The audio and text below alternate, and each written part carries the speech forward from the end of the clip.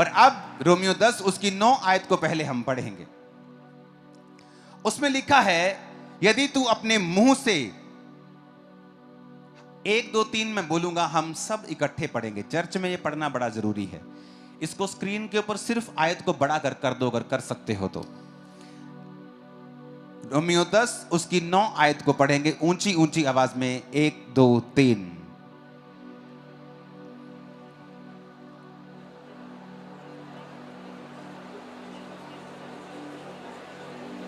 बिना हिले भी कर सकते हो तुम लोग, बिना हिले भी कर सकते हो।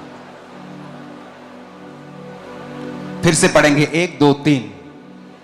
कि यदि तू अपने मुंह से यीशु को प्रभु जानकर अंगीकार करे और अपने मन से विश्वास करे कि परमेश्वर ने उसे मरे हुओं में से जिलाया, तो तू निश्चय उद्धार पाएगा। वेरी इंपॉर्टेंट, कितना सिंपल वर्ड है ये, वेरी सिंपल। लोग ऐसे ही पढ़ देते इसको।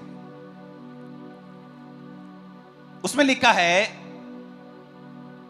That if thou shall confess, कि अगर तू अपने मुंह से यीशु को प्रभु जानकर अंगीकार करे और अपने मन से विश्वास करे कि परमेश्वर ने उसे मरे हुओं में से जिलाया, तो तू निश्चय उद्धार पाएगा।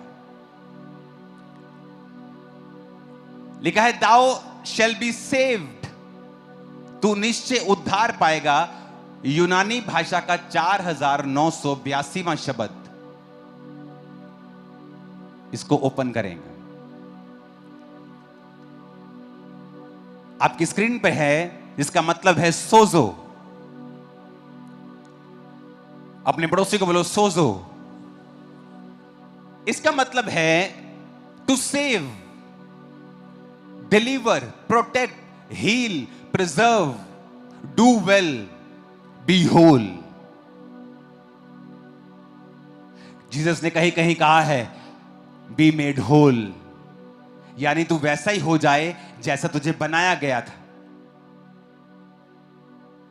ओ पास्टर जी, मेरे कान में बड़ा प्रॉब्लम चल रहा है। क्या हुआ? वो जो कान की नस होती है ना, उसमें से सुनना बंद हो गया है। अब डॉक्टर बोलते हैं कि पर्दा ठीक है लेकिन नस ही खराब है, इसका कोई ऑपरेशन नहीं हो सकता, कुछ नहीं हो सकता। बी मेड होल, जैसा तुझे बनाया था वैसा हो जा। हाँ, अब सुनने लगा है, मैं उस होल की बात कर रहा हूं। बी मेड होल यानी वैसा ही हो जा। सुनो ध्यान से, जब हम आधा अधूरा सुसमाचार देते हैं, हम बोलते हैं तू बचाया जाएगा, और पब्लिक को यह लगता है, कलीसिया को लगता है कि वो उद्धार की यानी आत्मिक मुक्ति की बात कर रहा है। वो सिर्फ यहां आत्मिक मुक्ति की बात नहीं कर रहा है। मैं जो बाइबल पढ़ रहा हूं, ये ओरिजिनल बाइबल है यूनानी भाषा की, जिसमें ओरिजिनल नया नियम लिखा गया था। लिखा, फिर से पढ़ेंगे 9 आयत को, उसको आधा लगा के रखो, कि अगर तू अपने मुंह से यीशु को प्रभु जानकर अंगीकार करे और मन से विश्वास करके प्रभु ने उसे मरे हुए में से जिलाया, तो तू निश्चय उद्धार पाएगा। सोजो को लगाना यहां, उद्धार का, प्लीज स्लो, जूम आउट करो इसे प्लीज, दिमाग कम लगाओ, थोड़ा सेटिंग से। सोजो का मतलब है टू सेव, बोलो सेव, डिलीवर, प्रिजर्व, फिर सेव, डू वेल यानी तो अपनी जिंदगी में भला करे, बी मेक होल यानी तू कंप्लीट हो जाए, हील तू चंगा हो जाए, डिलीवर तू छुटकारा पाए। यानी जब परमेश्वर आपसे साल्वेशन की बात कर रहा है, उद्धार की बात कर रहा है, he is not only talking about your spiritual salvation, सिर्फ आपकी आत्मिक मुक्ति की वो बात नहीं कर रहा कि तू बेटा तू उद्धार पाएगा, स्वर्ग चला जाएगा। धरती पे जहां तू नरक काटता हो, धरती पे तुझे श्राप पड़े हो, तू बीमार हो, तू पूरी तरह से चारों तरफ से बीमारियों से, मुसीबतों से, परेशानियों से घिरा हुआ, मुझे कोई लेना देना नहीं है, मैं तुझे स्वर्ग लेके जाना चाहता हूं। अगर हमें यहां कुछ देखने को नहीं मिलता है, तो कौन गारंटी देता है कि ऊपर जाके स्वर्ग है? परमेश्वर आपको यहां पर अब भी जीवन देता है, वो आपको अनंत जीवन देता है। वो आपको यहां की बात कर रहा है। वो कह रहा है कि हां, मैं तुझे सेव करूंगा, लेकिन तुझे डिलीवर करूंगा, प्रोटेक्ट करूंगा। सोजो का मतलब है, इब्रानी भाषा, यूनानी भाषा का शब्द है साल्वेशन, उद्धार। मैं तुझे प्रोटेक्ट करूंगा, मैं तुझे सुरक्षित करूंगा, मैं तुझे डिलीवर करूंगा, मैं तुझे चंगा करूंगा, तू अच्छा करेगा। Do well, you will do well in your business. तुम अपने बिजनेस में अच्छा करोगे, तुम अपने कैरियर में अच्छा करोगे। बी मेक होल, तुम कंप्लीट हो जाओगे, तुम पूरे हो जाओगे। जो अधूरी चीजें हैं तुम्हारी लाइफ में वो खत्म हो जाएंगी।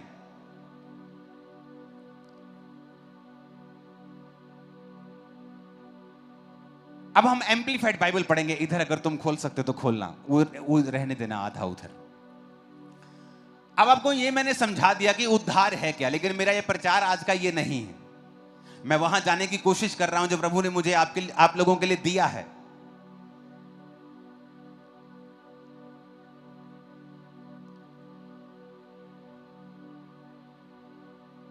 9 आयत को हम पढ़ेंगे फिर से।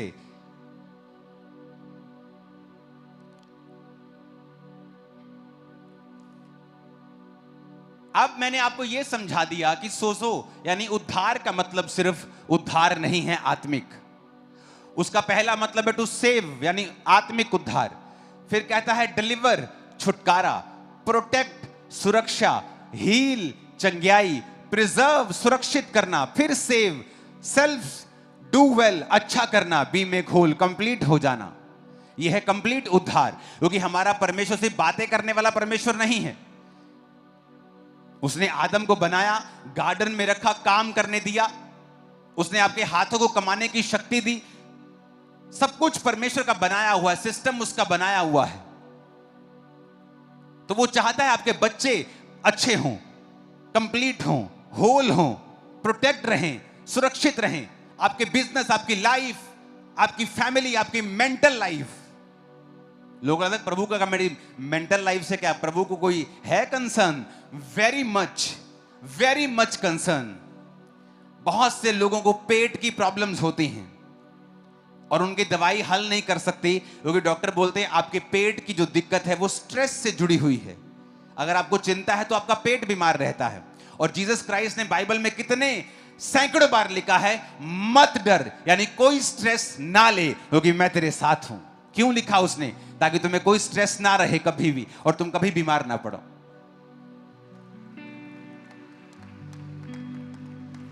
Hallelujah, hallelujah.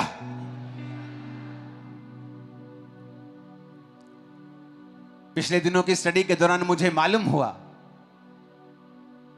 कि जो 2005 में मुझे एक पेट की प्रॉब्लम हुई थी, मैंने कभी उसकी सर्च नहीं की। 5 में कोई इंटरनेट नहीं था फोन के ऊपर, तो कोई सर्च नहीं होती थी।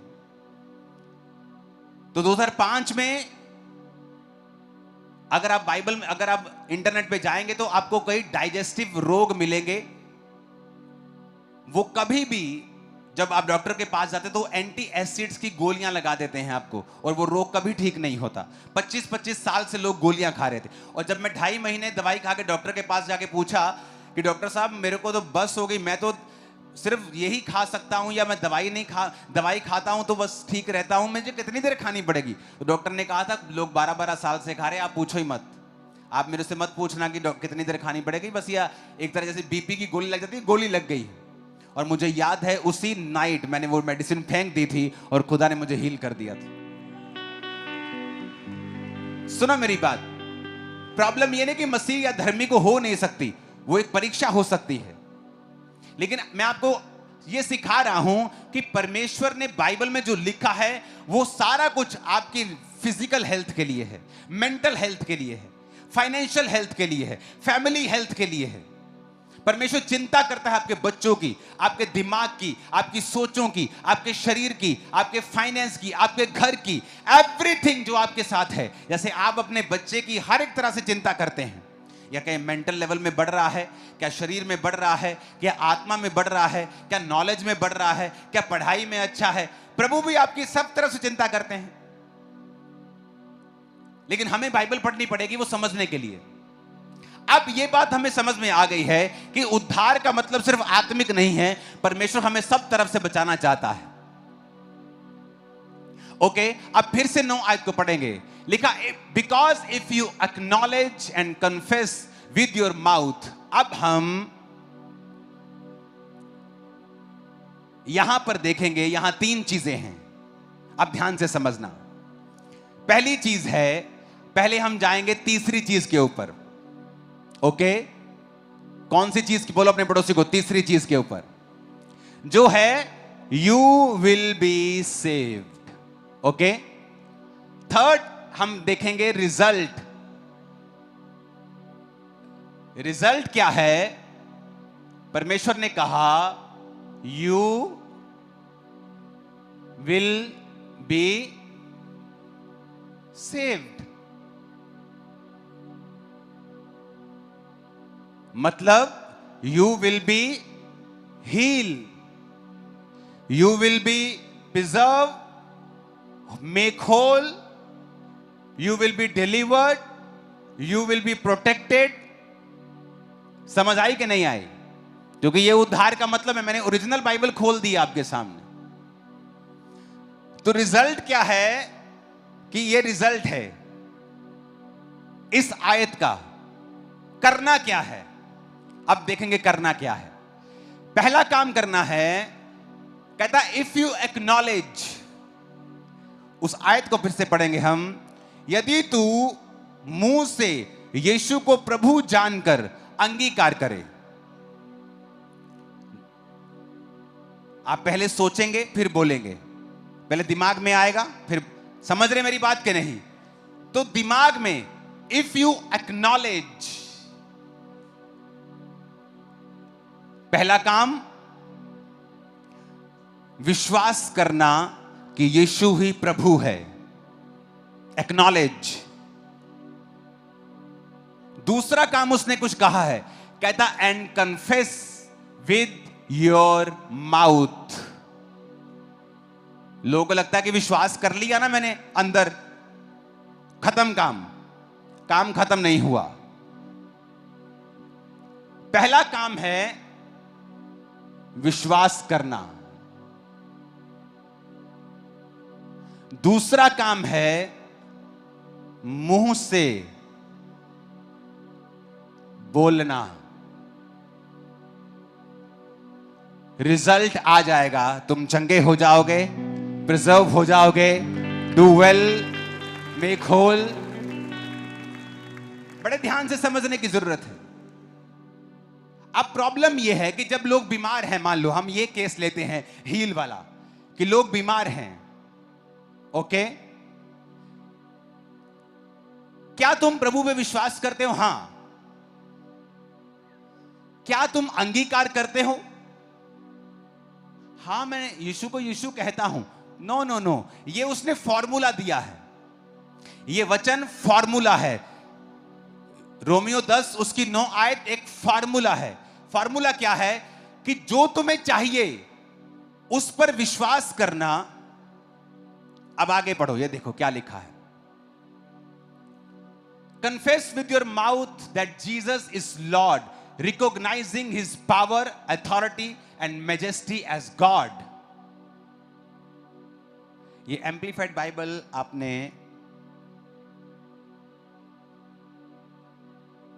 अलग खोली है, मेरे पास अलग है, इसका अलग वर्जन है जिसमें लिखा है,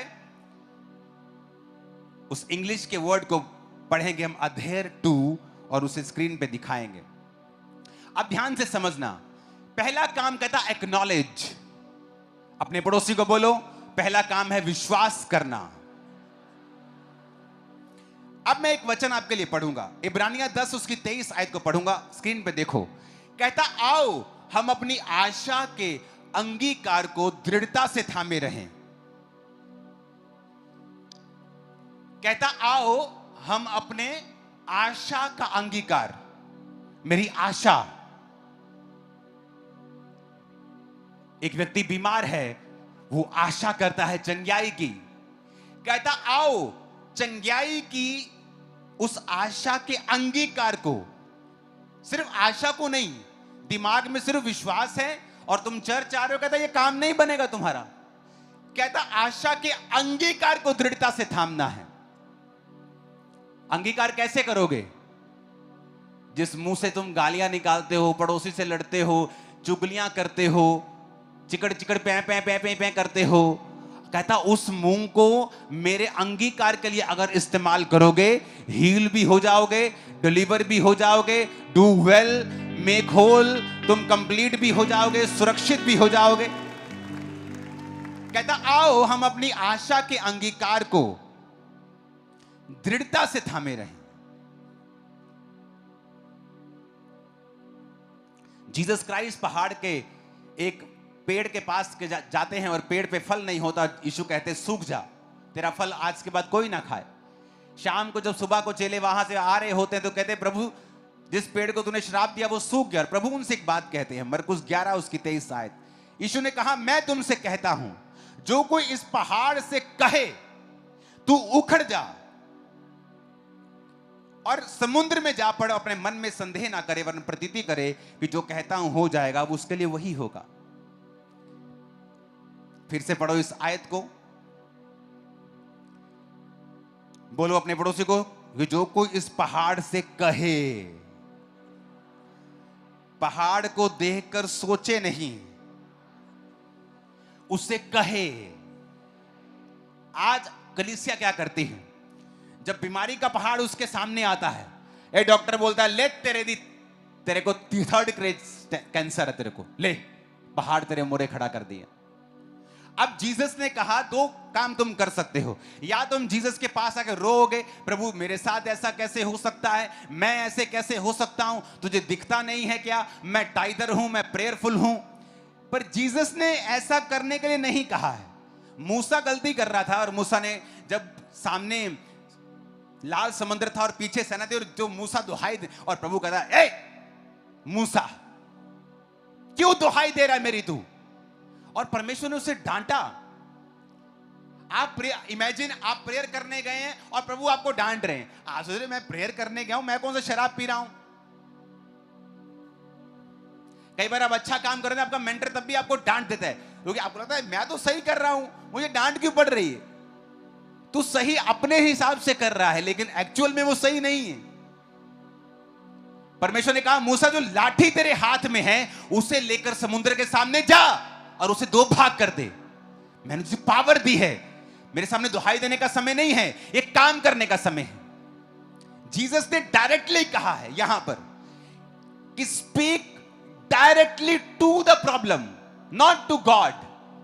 कि जब प्रॉब्लम तेरे सामने आए तो मुझसे नहीं कहना है, प्रॉब्लम से बात करनी है। फिर से पढ़ो, मैं तुमसे सच कहता हूं जो कोई इस पहाड़ से कहे, किससे?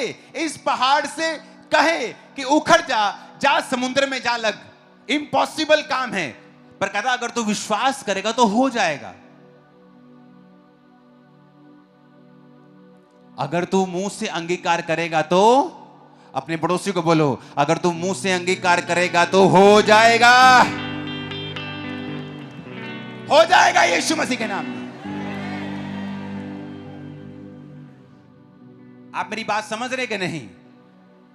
जीसस ने कहा रोमियो 10, फिर उसकी 10 को पढ़ेंगे अभी, 9 को नहीं। उसने कहा धार्मिकता के लिए मन से विश्वास।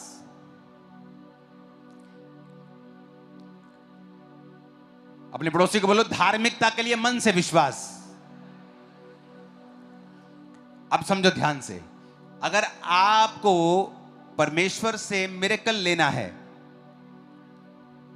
आपको पहली बात प्रभु पे भरोसा रख, अपने शब्दों पे भरोसा नहीं रखना कि मैं शब्द बोलूंगा तो हो जाएगा। No no no no no, आपका भरोसा परमेश्वर के ऊपर है। कहता अगर तू धार्मिकता के लिए मन से विश्वास किया जाता है, अगर मान लो तुम शब्द बोल रहे हो पर तुम्हारी लाइफ धार्मिकता में नहीं है, तुम कॉन्टिन्यू पाप करते हो, कॉन्टिन्यू चोरी में हो, व्यभिचार में हो, कॉन्टिन्यूली परमेश्वर के वचन को तोड़ रहे हो, तो तुम धार्मिकता में नहीं हो एक्चुअल में। पहले तुम्हें धार्मिकता के लिए मन से विश्वास किया जाता है। वो मन का विश्वास चंगाई के लिए भी हो सकता है, छुटकारे के लिए भी हो सकता है। आपने एक वचन पढ़ा, परमेश्वर ने लिखा है कि नीति वचन में आप मान लो ऐसे ही बाइबल पढ़ रहे थे, मान लो आप में से किसी को या हम में किसी को नहीं, मान लो किसी और को किसी हड्डी का रोग है, हाँ, आपने आपने वचन आप पढ़ रहे हैं, वो वचन में लिखा अपनी दृष्टि में बुद्धिमान ना होना, यहोवा का भय मानना, बुराई से अलग रहना, ऐसा करने से तेरा शरीर भला चंगा और तेरी हड्डियां पुष्ट रहेंगी। आप कहेंगे हड्डियां पुष्ट रहेंगी? परमेश्वर तो कह रहा है हड्डियां पुष्ट रहेंगी। मेरी तो हड्डियां कड़कड़ कड़कड़ कर रही हैं, हड्डियां कैसे पुष्ट हैं? तो परमेश्वर ने जो कहा है ये उसकी विल है, ये उसकी इच्छा है कि आपके साथ हो, और उसने उस इच्छा के लिए क्रूस के ऊपर जान दे दी है। और अगर आप चाहते हैं कि ये इच्छा आपकी लाइफ में पूरी हो, तो आपको पहले मन से विश्वास करना पड़ेगा, एक्नॉलेज करना पड़ेगा। फिर 9 आयत को आएंगे। बिकॉज इफ यू एक्नॉलेज, अपने पड़ोसी को बोलो जोर से, इफ यू एक्नॉलेज। फिर से बोलो अपने पड़ोसी को, इफ यू एक्नॉलेज। मतलब उस वचन को एक्नॉलेज करना पड़ेगा। उस वचन जो परमेश्वर ने तुम्हारे विषय में, तुम्हारी हीलिंग, तुम्हारी डिलीवरेंस, तुम्हारी फाइनेंशियल ब्लेसिंग के विषय में कहा है, उसको एक्नॉलेज करो, उसको अलग कर लो। आप बाइबल में कहीं आप पढ़ रहे हो, आपके संतान नहीं है, बेबी नहीं है, और आपने बाइबल में लिखा गर्भ का फल यहोवा की ओर से प्रतिफल है, परमेश्वर तेरे वंश को बचाएगा, पराक्रमी करेगा। यह आपके लिए एक्नॉलेजमेंट है, यह आपके लिए हरी झंडी है कि परमेश्वर चाहता है मेरे बेबी हो। आप उस वचन को एक्नॉलेज करेंगे। एक्नॉलेज करने के बाद, उसे छांटने के बाद, उसे अलग करने के बाद, फिर कहता and confess with your mouth, with your lips. उसे फिर दिमाग में नहीं रखना, उसका अंगीकार करना है।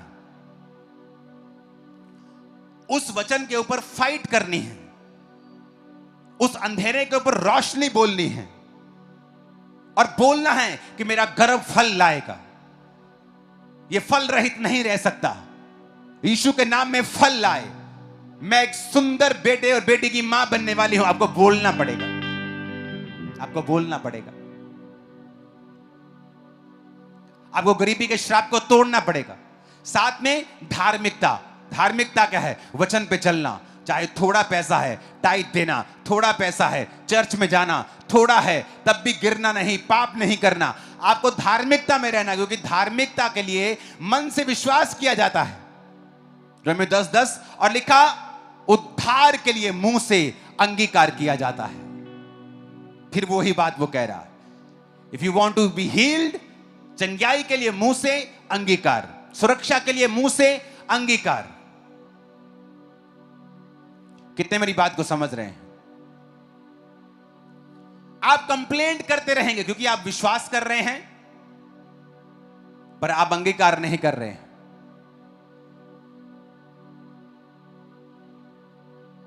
आपका अंगीकार ऐसा है, चर्च में यीशु के नाम में चंगे हो जाओ, तुम चंगे हो चुके हो, आमीन। जैसे आप घर जाएंगे, ओ मेरा बहुत बुरा हाल है, मेरा बहुत बुरा हाल है, मेरी टांगे दर्द कर रही, बहुत बुरा हाल है। आपका अंगीकार एक सा ही है। अगर आप राजा के बच्चे हैं तो यहां भी राजा के बच्चे हैं, और जब घर चले जाएंगे तब भी राजा के बच्चे हैं। हमारा अंगीकार जैसा है वैसा ही प्रभु कहता है तुम्हारे साथ होगा, क्योंकि उद्धार के लिए मुंह से अंगीकार किया जाता है। और अगर बीमारी लेनी है तो भी मुंह से अंगीकार ही करना पड़ेगा। मैंने अपनी लाइफ में टैलेंटेड लोग देखे हैं, वेरी टैलेंटेड, अन्य जाति होने के बावजूद भी मसीहियों जितने, कईयों मसीहियों से भी ज्यादा वफादार, पैसे में चोरी नहीं करते। मैंने अन्य जाति के लोग देखे, ना चोरी करते हैं, समझदार, पढ़े लिखे, लेकिन बिजनेस कामयाब नहीं हुआ। क्यों? क्योंकि वो जानते नहीं कि उनके मुंह में ताकत है। जब भी कोई बोलता है क्या हाल चाल है, कोई पैसा ना मांग ले, यार मंदा चल रहा है, क्या हाल है यार, बहुत काम खराब चल रहा है, पैसे ही नहीं। उनको वो झूठ बोल रहे, उनको लगता है कि शायद ये बोलने से लोग हमसे पैसा मांगने से दूर रहेंगे, पर वो अपनी लाइफ के ऊपर कर्ज डाल रहे हैं। क्योंकि आपको अगर उद्धार के लिए अंगीकार करना है तो बीमारी और शैतान के अटैक के लिए भी आपको मुंह से अंगीकार ही करना है। जब आपके हाथ में तलवार है, आपके हाथ में चाकू है, तो चाकू को नहीं पता कि उसको आलू काटना है कि गर्दन काटनी है। वो आलू भी काट सकता है और गर्दन भी काट सकता है। ये तो चलाने वाले के ऊपर निर्भर करता है कि उसको आलू काटना है कि गर्दन काटनी है कि उंगली काटनी है। तो जीसस ने ये कह दिया है कि because if you acknowledge and confess with your lips, यानी दो चीजें तुम्हें करनी है, एक्नॉलेज करना है, कन्फेस करना है, और रिजल्ट आ जाएगा, you will be saved. Result आ जाएगा। आप गरीबी के श्राप के नीचे हैं, आपको एक्नॉलेज करना है कि जीसस ने कहा मैं कंगालों को सुसमाचार सुनाने के लिए आया हूं। तो फिर कंगालों को सुसमाचार क्या है? अगर कंगाल ने कंगाल ही रहना है तो फिर उसके लिए थोड़ी सुसमाचार है। आप किसी कंगाल को जाके बोले तो कंगाल ही रहेगा लेकिन हेवन चला जाएगा, और बोलेगा ठीक है लेकिन यहां क्या करूंगा। जीसस ने कहा अगर हम अंधे को जाके बोलें कि तू अंधा ही रहेगा लेकिन स्वर्ग चला जाएगा। परमेश्वर ने कहा जाओ, अंधों को आंखें दो, लंगड़ों को चलाओ, कंगालों को सुसमाचार दो कि जीसस तुम्हारे लिए कंगाल बना ताकि तुम्हारे कंगाल पुणे के श्राप को सदा के लिए खत्म कर सके। अब तुम्हें कंगाल रहने की जरूरत नहीं है। अब मेरा अंगीकार क्या है? पहले एक्नॉलेजमेंट। क्या एक्नॉलेजमेंट? कि जीसस मेरे लिए कंगाल हुए, वो मेरे लिए आए। मैं पहले एक्नॉलेज करूंगा, पहले दिमाग में बिठाऊंगा कि मेरी ये कंगाल पुणे के लिए परमेश्वर ने मेरा काम कर दिया है। उसके बाद मैं अपने मुंह से अंगीकार करूंगा रोज, चाहे घर में 4 बर्तन हो, सिर्फ वो भी आपने सामने से जाके रखें, सिर्फ 4 बर्तन आपके पास, लेकिन आपका मुंह का अंगीकार यही होगा, आई एम सुपर ब्लेस्ड, मैं आशीषित हूं, मैं आगे बढ़ रहा हूं, मेरा परिवार आगे बढ़ रहा है, परमेश्वर मेरे लिए कंगाल हुआ कि मैं श्राप से सदा के लिए आजाद हो सकूं। आपको भी पूछेगा भाई कैसे हो? मैं सुपर ब्लेस्ड हूं, मैं आगे बढ़ रहा हूं। और आप देखना, जो आप बोलते रहेंगे आपकी लाइफ में वैसा होना शुरू हो जाएगा और आप हैरान होंगे, क्योंकि 2 काम आपने करने हैं और तीसरा खुदा ने करना है। तो जीसस ने कहा पहला काम है speak directly to the problem.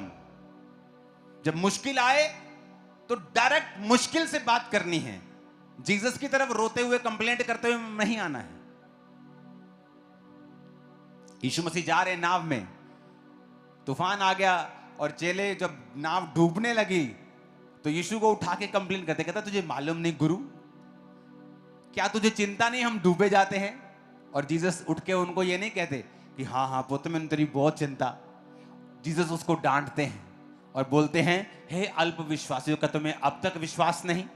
कहते हैं हम डूब रहे हैं, हम यीशु को पुकार रहे हैं, हम तो जीसस के पास है, हम कौन सा किसी इंसान को आवाज लगा रहे हैं या किसी बेड़ी का इंतजाम कर रहे हैं या जैकेट्स का इंतजाम कर रहे हैं? हम तो जीसस के पास कह रहे हैं कि हमें बचा, और जीसस तब भी नाराज है हमसे। और जीसस कहते हैं हाँ तुम अल्प विश्वासी हो, और जीसस उठते हैं और बोलते हैं शांत रहे और थम जा, और सारा पानी शांत और थम जाता है। यानी जीसस ये एक्सपेक्ट कर रहे थे कि जो मैं कर रहा हूं तुम क्यों नहीं कर रहे हो, तुम खुद क्यों नहीं कर रहे हो, तुम मुझे क्यों कह रहे हो, तुम मुझे कैंसर के बारे में क्यों बता रहे हो, मुझे पता है।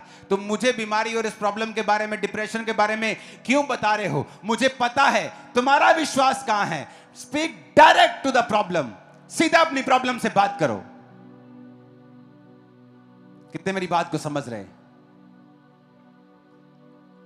Hallelujah, hallelujah.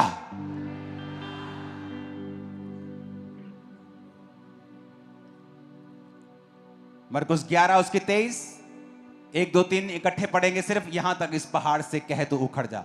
1 2 3।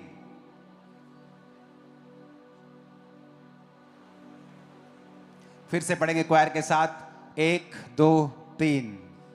जो कोई इस पहाड़ से कहे तू उखड़ जा और समुद्र में जा पड़, और अपने मन में संदेह ना करे वरन प्रतीति करे कि जो कहता हूं वह हो जाएगा, तो उसके लिए वही होगा। आमीन। अब 2 कुरिन्थियों 4 उसकी 13 आयत में लिखा है, इसलिए कि हम में वही विश्वास का आत्मा है जिसके विषय में लिखा है मैंने विश्वास किया इसलिए मैं बोला। बोलो पड़ोसी को, इसलिए मैं बोला क्योंकि मैंने विश्वास किया। अतः हम भी विश्वास करते हैं इसीलिए बोलते हैं। ऊंची आवाज में बोलो आमीन। यानी अगर आप बिलीवर हैं और विश्वास करते हैं तो आप क्या करेंगे? फिर क्या करेंगे? ऊंची आवाज में सुना नहीं, क्या बोले? क्या करेंगे? क्या करेंगे? आप बोलेंगे, आप बोलेंगे। Words, words. आप सोचेंगे नहीं ये पहाड़ उखड़ेगा कि नहीं उखड़ेगा, ये प्रॉब्लम जाएगी कि नहीं जाएगी। आप अपनी जगह अड़े और खड़े रहेंगे, और वही गवाही के साथ आते हैं जो अड़े और खड़े रहते हैं। अब पुराने नियम की एक आयत पढ़ते हैं हम, एक करेक्शन भी करेंगे साथ और उसके पढ़ेंगे भी। यहोशू 1 उसकी 5 से लेकर 9 आयत। यहोशू 1 उसकी 5 से लेकर 9 आयत। तेरे जीवन भर कोई तेरे सामने ठहर ना सकेगा, जैसे मैं मूसा के संग रहा वैसे ही तेरे संग भी रहूंगा, और ना तो मैं तुझे धोखा दूंगा और ना तुझको छोड़ूंगा। इसलिए हियाव बांधकर दृढ़ हो जा। अब हम इसे स्क्रीन के ऊपर भी पढ़ेंगे, अगर नहीं है तो इसे निकालना पड़ेगा आपको। दूसरी लोगों के लिए जो स्क्रीन है उसके ऊपर भी, क्योंकि ये वचन आपको नहीं, इसे मुझे इंग्लिश में चाहिए। यहां पर एक वचन को आपको बड़े ध्यान से स्टडी करना पड़ता है। अगर आप मेरे इधर ईस्टवर्ड बाइबल में निकाल सकते हैं, उसको निकालेंगे हम। पहला यहोशू 5 उसकी सिर्फ 8 आयत को, उसको लेकिन ईस्टवर्ड में निकालेंगे, यानी पुरानी इब्रानी भाषा में। ये यूनानी में नहीं है। पुराना वचन नया यूनानी में है। पुराना टेस्टामेंट जैसे हम ओल्ड टेस्टामेंट कहते हैं, वो इब्रानी भाषा में लिखा गया था। उसकी हम 1 अध्याय के 8 आयत को पढ़ेंगे। अब यहां पर परमेश्वर ने कहा है कि मैं तेरे संग रहूंगा। जैसे मूसा जब मर गया, खुदा के पास चला गया, तो परमेश्वर ने यहोशू को चुना और यहोशू को वायदा किया कि तू अब दृढ़ हो जा, अब तुझे मेरा काम करना है, कोई जीवन भर तेरे सामने ठहर नहीं सकेगा। यह बड़ी एक जबरदस्त लाइन है कि कोई भी जीवन भर तेरे सामने ठहर नहीं सकेगा। यानी तेरे सारे दुश्मन निराश होंगे, सदा हारेंगे तुझसे।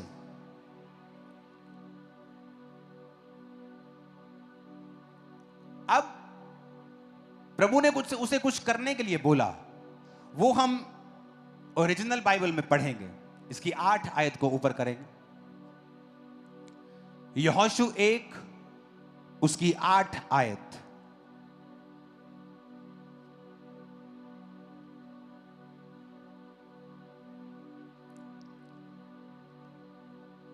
उसकी 8 आयत को निकालेंगे। ये 5 तक है। अपने स्क्रीन पे आप देखेंगे,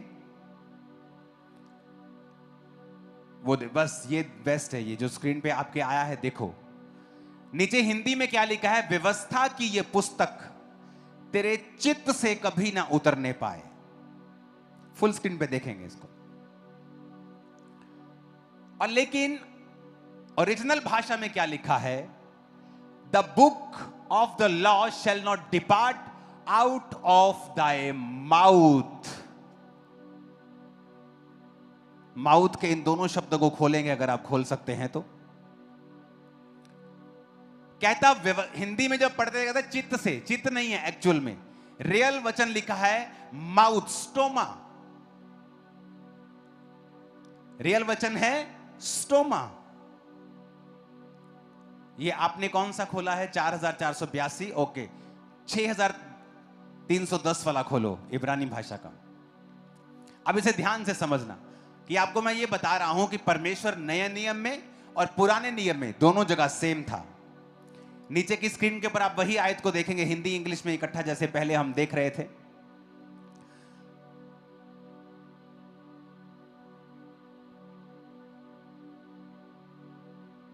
अपने पड़ोसी को बोलो, व्यवस्था की ये पुस्तक तेरे मुंह से, फिर से बोलो ऊंची आवाज में, तेरे मुंह से, फिर से बोलो तेरे मुंह से। इब्रानी भाषा में इसमें वचन इब्रानी भाषा में यूज किया है पेह। यूनानी भाषा में आई थिंक स्टोमा, जिसका मतलब है हथियार, कि तेरा मुंह एक हथियार है, तेज धार हथियार। यानी तेरा मुंह सिर्फ मुंह नहीं है, ये एक वेपन है। लेकिन प्रभु ने कहा सारा कुछ अच्छा रहेगा तेरी लाइफ में, पर कहता व्यवस्था की ये पुस्तक तेरे मुंह से कभी ना उतरे। जिसका मतलब क्या है कि सिर्फ तुझे मन में विश्वास नहीं करना, अपने मुंह से इसे बोलना भी है। ऊंची आवाज में बोलो हालेलुया। तो आपके बाइबल में जहां चित्र लिखा है ना, उसको काट के मुंह कर लेना, ओके? क्योंकि ओरिजिनल भाषा में है पेह, तेरे मुंह से कभी भी उतरने ना पाए, द माउथ।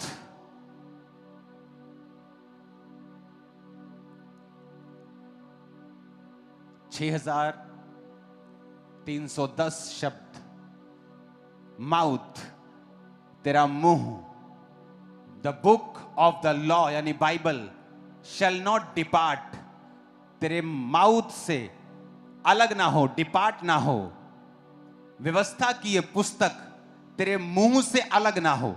तेरे दिल में है धार्मिकता के लिए मन से विश्वास, उद्धार के लिए मुंह से अंगीकार किया जाता है। आपको अंगीकार करना है। आपका बच्चा एवरेज है, आप अंगीकार करेंगे सिर पे हाथ रख के, तू बेस्ट रिजल्ट देने वाला है, तू बेस्ट ऊंचाई पे जाने वाला है।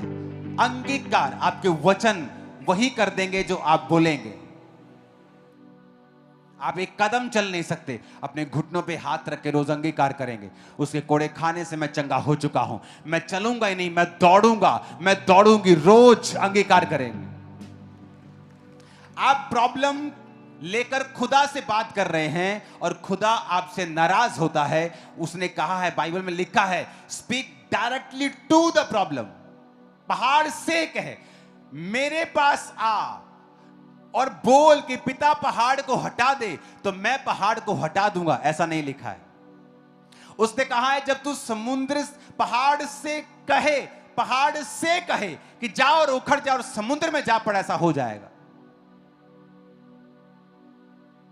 अंगीकार, बोलो अपने पड़ोसी को अंगीकार। ऊंची आवाज में बोलो अंगीकार। फिर से बोलो ऊंची आवाज में, आमीन।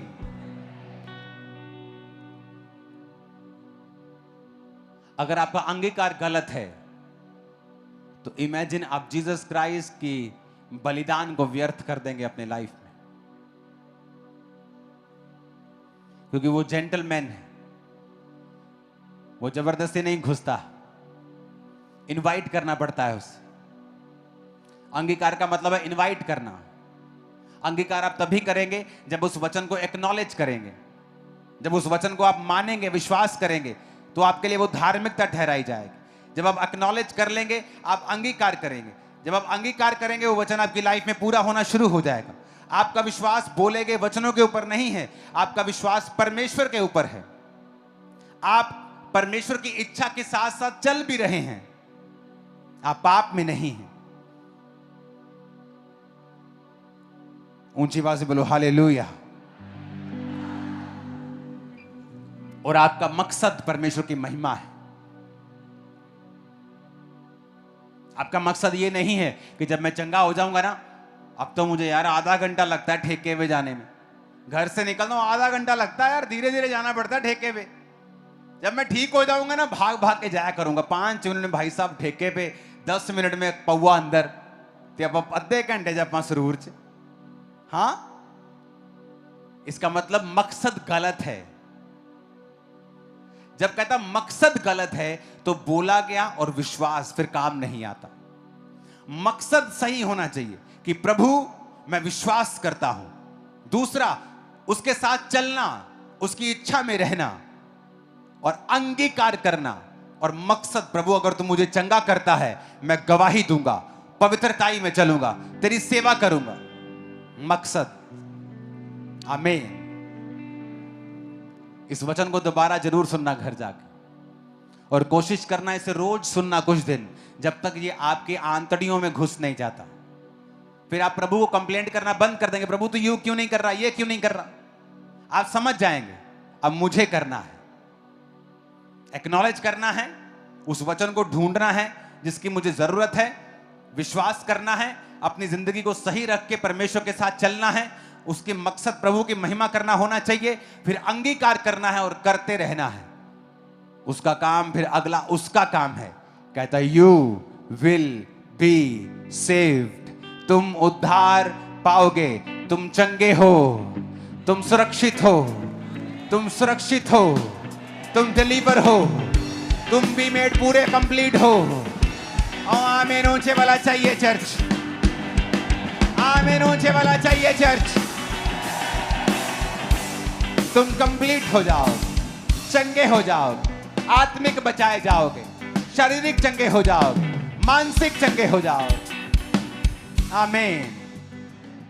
कितना आसान है ना। कई बार मुश्किल लगता है, लेकिन आदत डालनी होगी।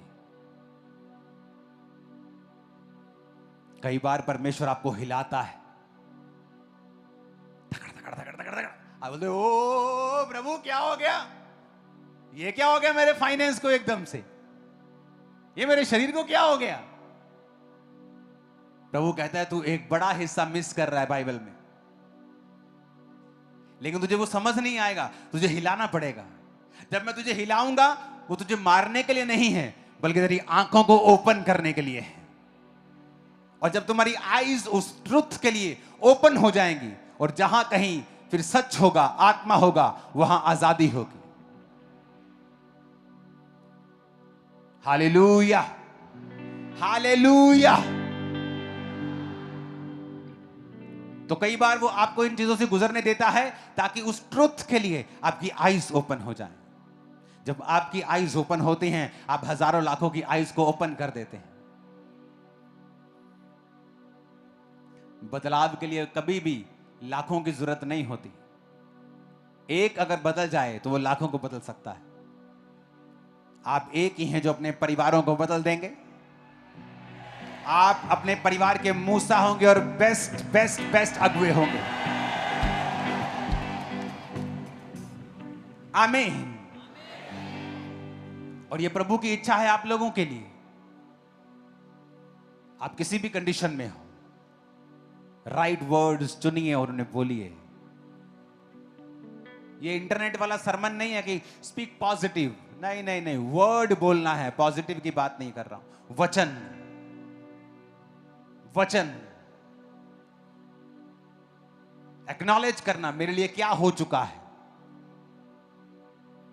बाइबल पढ़ेंगे आपको एक्नॉलेजमेंट मिलती है, बाइबल ही नहीं पढ़ेंगे आपको मालूम ही नहीं आपके लिए क्या हो चुका है। चाहे आपको पता हो, लेकिन वो वचन कभी जीवित नहीं होगा।